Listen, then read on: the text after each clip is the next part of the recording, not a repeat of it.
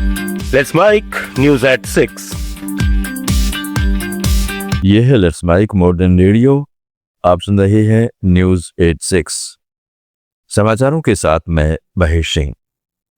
आंध्र प्रदेश सरकार ने 2027 गोदावरी पुष्करालू के पहले चरण के इंफ्रास्ट्रक्चर कार्यों के लिए 580 करोड़ रुपए जारी किए हैं।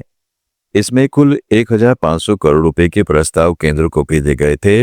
इन फंड्स से राजमहेंद्रवरम में सड़कें, ड्रेनेज, पेयजल, स्वच्छता और पुष्कर घाटों का विकास होगा। साथ ही शहर में 140 करोड़ रुपए की लागत से अंडरग्राउंड ड्रेनेज सिस्टम बनेगा। इसमें राज्य का 150 करोड़ रुपए का शेयर है।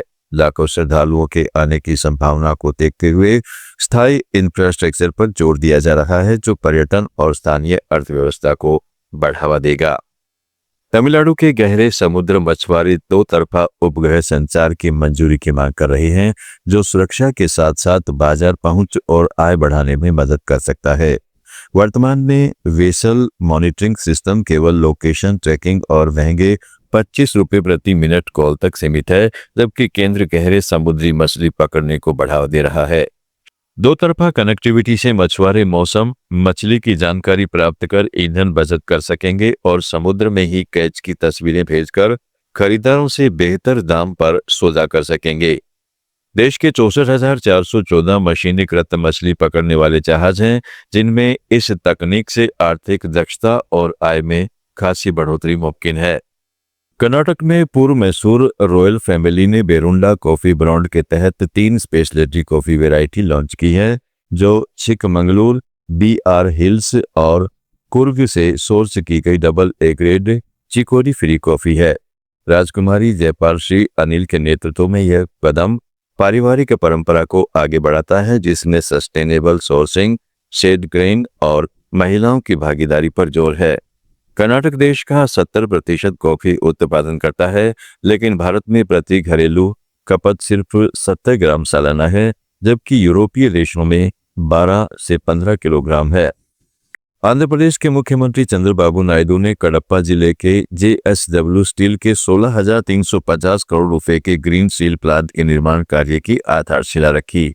1100 एकड़ में 2 चरणों में विकसित होने वाले इस 20 लाख टन प्रतिवर्ष क्षमता वाले प्लांट में पहले चरण के लिए 4,500 करोड़ और दूसरे के लिए 11,850 करोड़ रुपए का निवेश होगा, जिसका व्यावसायिक उत्पादन मार्च 2028 तक शुरू होने की उम्मीद है। स्क्रैप आधारित इलेक्ट्रिक आर्क अर्नेस तकनीक और नवीकरणीय ऊर्जा पर आधारित यह पर्यावरण अनुकूल परियोजना रायलसीमा क्षेत्र में हजारों प्रत्यक्ष व अप्रत्यक्ष रोजगार पैदा करेगी और स्टील उत्पादन को बढ़ावा देगी। 2019 में स्वीकृत इस प्रोजेक्ट को वर्तमान सरकार ने पुनर्जीवित किया है। असम कांग्रेस ने विधानसभा चुनाव में कई निर्वाचन क्षेत्रों में मतदान के आंकड़ों में अचानक हुई बढ़ोतरी पर गंभीर सवाल उठाए हैं। इलेक्ट्रॉनिक वोटिंग मशीन में गड़बड़ी की आशंका जताई गई है।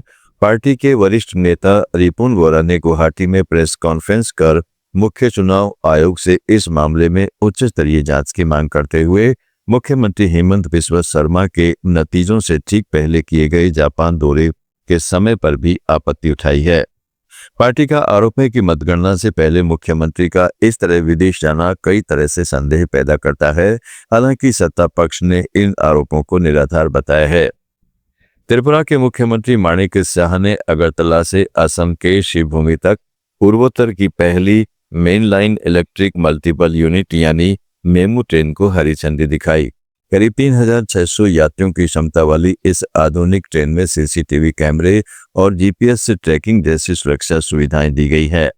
मुख्यमंत्री ने कहा है कि यह सेवा त्रिपुरा और असम के बीच यात्रा को अधिक तेज, सुरक्षित और सुविधाजनक बनाएगी।